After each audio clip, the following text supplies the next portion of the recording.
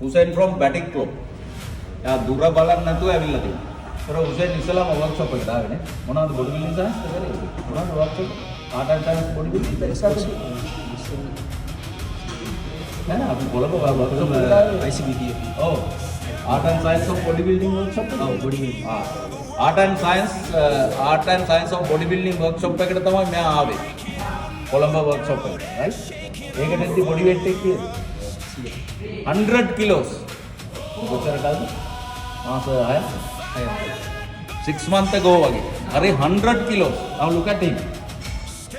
Hare engage 75. එතකොට සාමාන්‍ය එයාගේ height එකත් එක්ක දැන් ideal weight.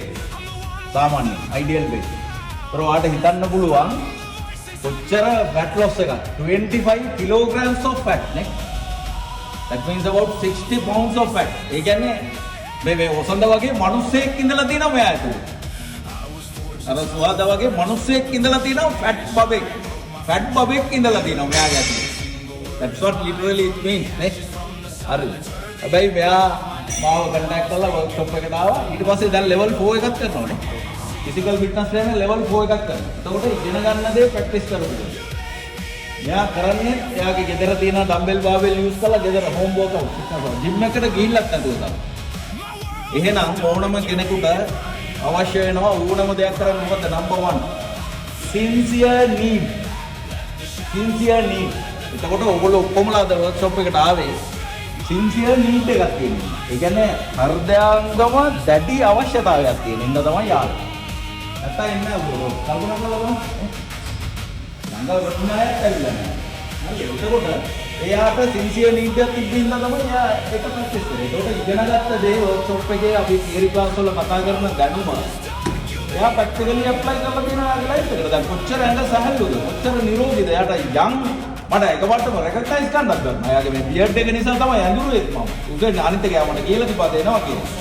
ඒ නිසා නැත්තම් මම රෙකග්නයිස් කරන්නේ නැහැ. මම හිතනවා මෙම්බර් කෙනෙක් කියලා. එනවා. ඔයාට brand new body එකක් හම්බ වෙනවා. ඉතින් මේක ඩයටින් විතරක් කරලා බෑ.